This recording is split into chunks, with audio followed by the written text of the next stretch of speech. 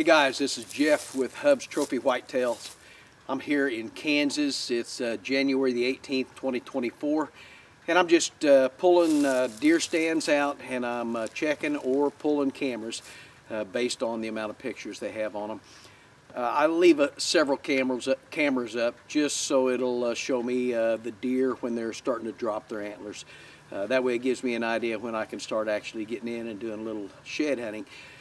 What I usually do is, once I'm coming into this area to where my stand is and where my cameras are at, I do kind of migrate around here and drive through this area looking for sheds that might be in this general area. I will not go into their bedding area, and I try to get like in the open fields areas. I'll cover that too today, because you know, I mean, I've had deer, you know, in December with both sides missing even before.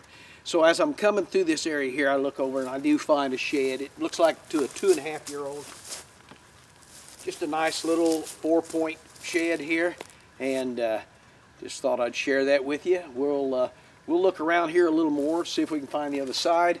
You know, a lot of times it seems like 1.5, 2.5, 3.5-year-olds, they usually carry one side or the other for at least another 2 to 3 weeks afterwards, unless they're really stressed.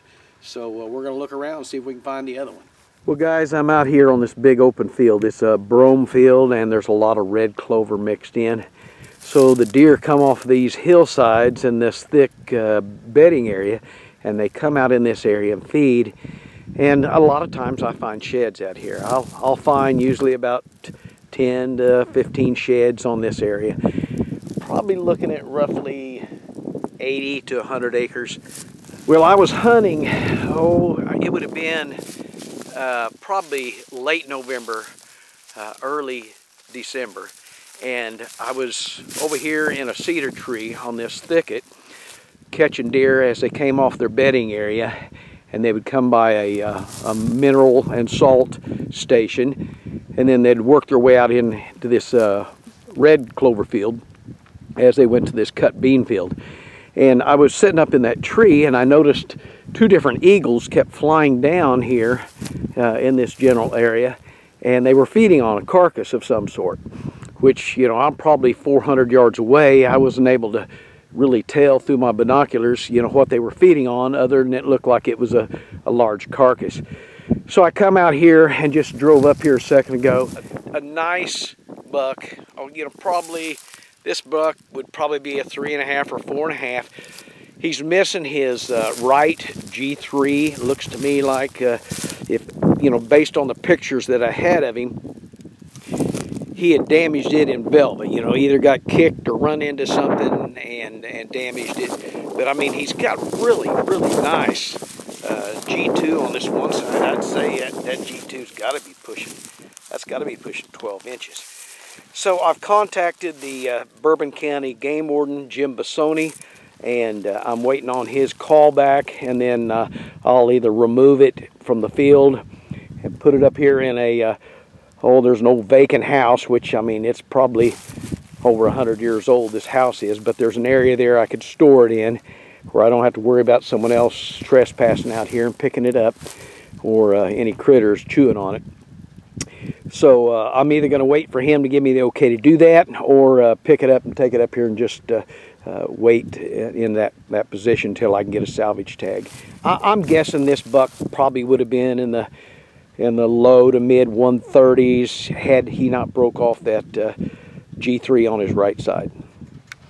Okay guys, I've just about got clear to the end of this thing. This is the very corner of this giant big open field, and I look over here to the side, and there is a dandy match set almost laying on top of each other. I cannot wait to see what buck this is. I mean, this thing's a dandy. Wow. Don't look like he's even got a brow tine on this side. He does on the other side. He's a typical 10. And boy, he's clean. Beautiful, beautiful, beautiful deer. Woo! That's a nice set. Beautiful, beautiful rack. Well, when I start studying this deer, I see there's a broken brow on this side, and to me, in the exact same location, a broken brow on this side too. So I think this this one long point is an abnormal. This is a buck I'm pretty sure that I've got pictures of that disappeared for the last 2 years. We called him Curly Bill, and Curly Bill was an 8, and looks like he wound up going into a typical 10 with one abnormal tine right here. So just a nice buck. I'm going to say, based on his length of these G4s and beam length and mass, this deer's probably going to be somewhere in the neighborhood, you know, with this tine here and without the 2 brows. I'm guessing somewhere in the 140s, low 140s. So just an outstanding deer. I mean, that's just a beautiful shed. Again, this is just a beautiful shed. Really nice long G4s on him. I tell you, that's an impressive looking deer. Awesome set of sheds, 16 to 18 inches apart. So there's a crossing down here in the bottom on the marmoton, and I'd say they're crossing that shallow area, coming up here and feed. And more than likely, this buck probably got run off by some of the bigger bucks on this property. And now that the rut's over, he's come back into a feeding area.